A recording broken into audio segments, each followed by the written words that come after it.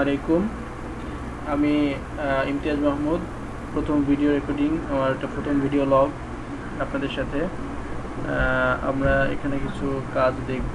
এখন আমরা কীভাবে প্রথমে দেখব যে কীভাবে করে যারা একেবারেই বিগিনার, একেবারেই নতুন কম্পিউটারে, এই ভিডিও তাদের জন্য শুরু করছি। পরম করুণাময় অসীম দয়ালু আল্লাহর নামে শুরু করছি। এই ভিডিও লগে আমরা দেখতে পাচ্ছি যে একটা পিসিকে কীভাবে আমরা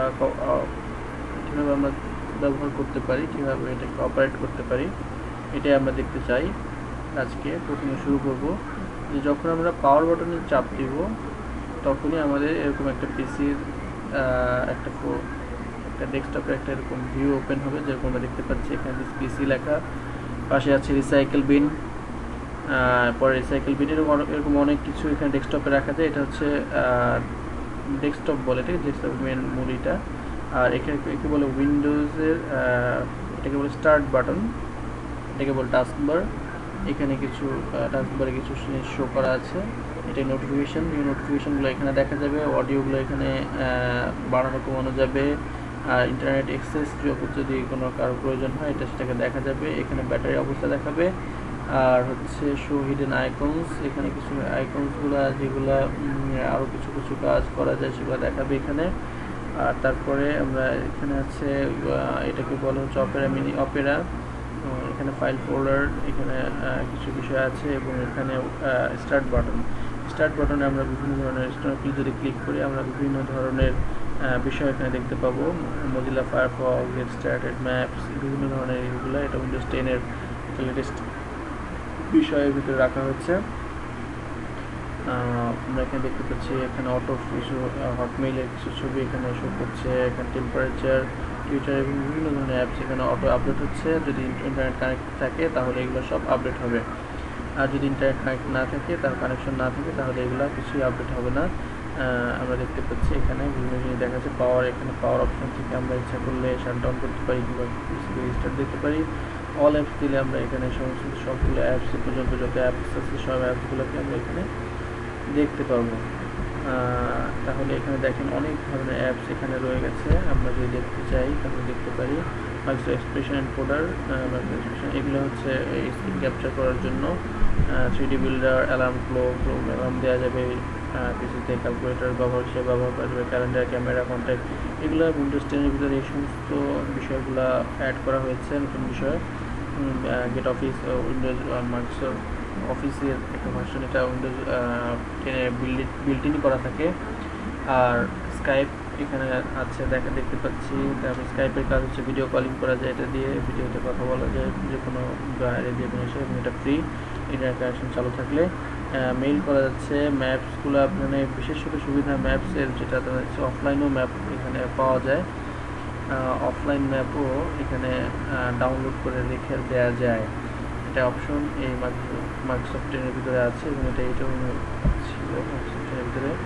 অপশনটা ম্যাপের এই অপশনটা পাওয়া যায়। এটা একটা চমৎকার বিষয়। ম্যাপস আপনি অফলাইনে থাকলেও এই ম্যাপসটা যদি ডাউনলোড করে রাখতে হয় প্রথমত অনলাইনে, পরবর্তীতে এটা আপনি যে কোনো বিষয়ে নেভিগেটর স্লাইড বার চালু করলেও আপনি ম্যাপটা চালু পাবেন, ব্যবহার করতে পারবেন। অনলাইনের কোনো প্রয়োজন হবে না। ফাইল এক্সপ্লোরার, এখানে অনেক কিছু আমি দেখতে পাচ্ছি। সব কিছু এক্সপ্লোর করা ফাইলগুলোকে, যতগুলো ফাইল এই পর্যন্ত চালু ছিল এগুলোই শো করছে এখানে। সেটিংস, পিসির কিছু সেটিংস এখানে আমরা দেখতে পাচ্ছি। সিস্টেম, ডিভাইস গত settings, network, internet, personalisation, accounts, এই সমস্ত accounts, time and language, ease of access, privacy settings, update security settings, এই সমস্ত সেটিংসগুলো আমরা এখানে দেখতে পাচ্ছি। যদি আমরা এটা কেটে দিই তাহলে আমরা মোটামুটি এটাই হচ্ছে এই অল্প বিস্তার বোঝার জন্য এটাই যথেষ্ট। আর এরপরে আমরা দেখবো কীভাবে করে ভিতরে কম্পিউটার কীভাবে কাজ করা যায়। প্রথমত আমরা পিসি বলতে যে বিষয়টা আছে, এটা উইন্ডোজ 10-এর ভিতরে যে এভাবে থাকবে, অন্য কোথাও মাই কম্পিউটার লেখা থাকে। দিস পিসিতে যখন আমরা ডবল ক্লিক করবো তখন এইভাবে একটা পেজ আমাদের সামনে ওপেন হবে। এখানে দেখতে পাচ্ছেন ডেস্কটপে ক্লিক করলে ডেস্কটপের বিষয়গুলো যে দুটা আমরা দেখেছিলাম, আইকন দেখেছিলাম, সেটাই ডেস্কটপগুলো দেখা যাবে। ডকুমেন্টসে যদি কিছু ফাইল থেকে থাকে সেগুলো দেখা যাবে। যে সমস্ত ফাইলগুলো আমরা নেট থেকে ডাউনলোড দেবো সেটাই ডাউনলোড ফোল্ডারে চলে আসবে। মিউজিক, যদি আমরা কিছু ডাউনলোড দিই মিউজিক অটো চলে যাবে, পিকচার ডাউনলোড দিলে পিকচার কিছু এখানে চলে আসবে, ভিডিওসগুলো এখানে চলে আসবে, এগুলো রাখা যাবে এখানে। আচ্ছা, তারপর হচ্ছে লোকাল ডিস্ক, এটা হচ্ছে সি ড্রাইভ ফোল্ডারটি বলে, এটাকে উইন্ডোজ সেট আপটা এই ফোল্ডারে হয়ে থাকে।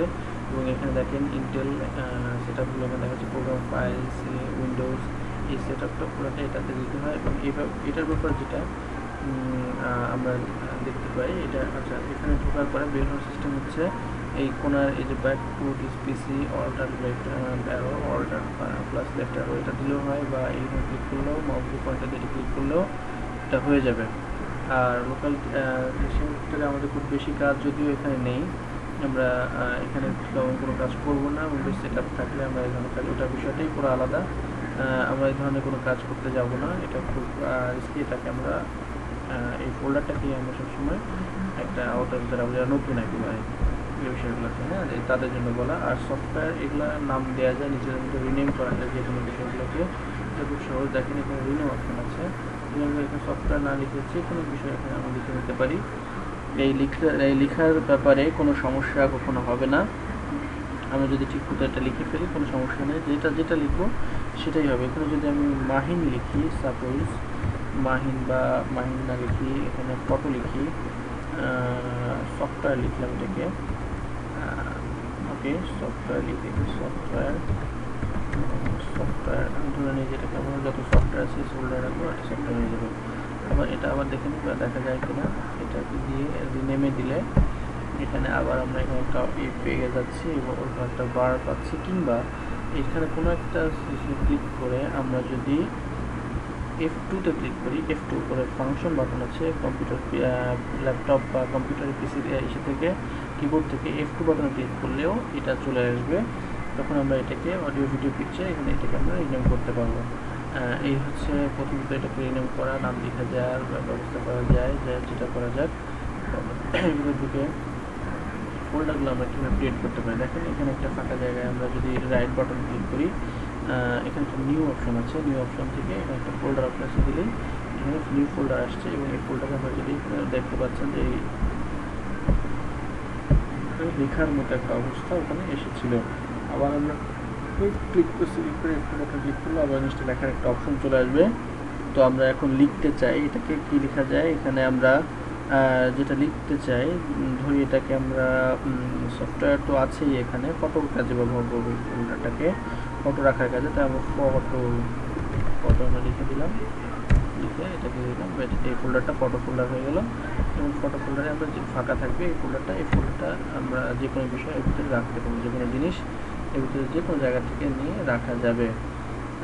হ্যাঁ, আমরা যে কোনো একটা ভিডিও দেখি, ভিডিও থেকে শুরু করছি, সেটাকে আমরা ভিডিওতে কীভাবে আমরা ফোল্ডারে রাখতে পারি।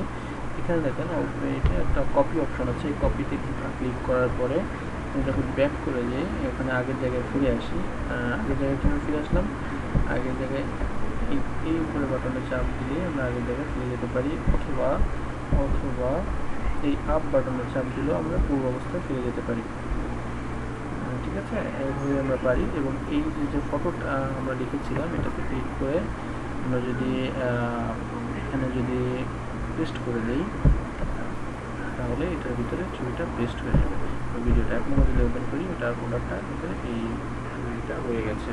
এইভাবে করে আমরা একটা কপির কাজ করতে পারি। আপাতত এই পর্যন্তই, ভালো থাকবেন।